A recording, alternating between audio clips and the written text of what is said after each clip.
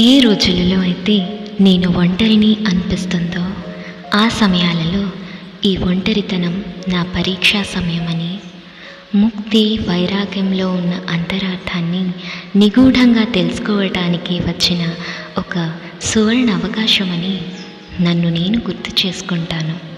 ఏ రోజులలో అయితే నాకు వెలితిగా అనిపిస్తుందో, నాలో ఉన్న బలహీనతలు నన్ను వెక్కిరింతగా పలకరిస్తూ ఉంటాయో ఆ సమయాన్ని నేను నా మనస్సు లోతులలో ఆ వెలితి సృష్టించిన తేలికపాటితనాన్ని స్వీకరించి నాలో వినయశీలతను మరియు స్థిరత్వాన్ని నాకు జ్ఞాపకం చేసే సమయంగా భావిస్తాను.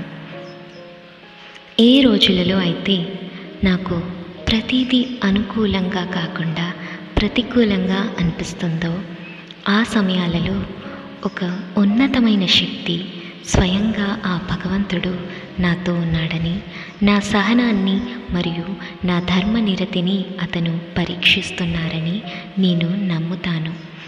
ఏ రోజులలో అయితే నేను ప్రతిదీ కోల్పోయాను అనిపిస్తుందో, నా దారి సరైనదిగా లేదు అనిపిస్తుందో ఆ సమయంలో నా ఈ జీవిత గమ్యానికి కావలసిన మార్గనిర్దేశకం నాకు త్వరలోనే వస్తుందని, ఆ జీవన గమనాన్ని చేరుకోవటానికి మార్గమధ్యంలో ఉన్న అవాంతరాలు తొలగింపబడ్డాయి అని గ్రహించి, నేను కోల్పోయినవి నాకు సరైన దారిని మళ్లించటానికే నన్ను వదిలి వెళ్ళిపోయాయి అని అర్థం చేసుకుంటాను. ఏ రోజులలో అయితే నేను పూర్తిగా ఓడిపోయాను అని అనిపిస్తుందో ఆ సమయాలలో నా కథ నాకు నేర్పిన అందమైన మరియు ఎంతో విలువైన జీవిత పాఠాలను నెమరు వేసుకుంటాను.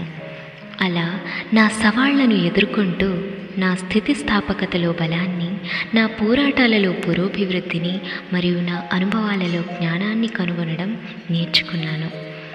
నా గురించి మరియు నా చుట్టూ ఉన్న ప్రపంచం గురించి లోతైన అవగాహనను కలిగి ఉంటూ, నన్ను నేను దృఢపరుచుకుంటూ, నా జ్ఞానాన్ని పెంపొందించుకుంటూ, దయా కరుణ అనే దైవీక గుణాలను నిండుగా నింపుకుంటూ ప్రతి క్షణం ఎదుగుతున్నానని నాకు తెలుసు.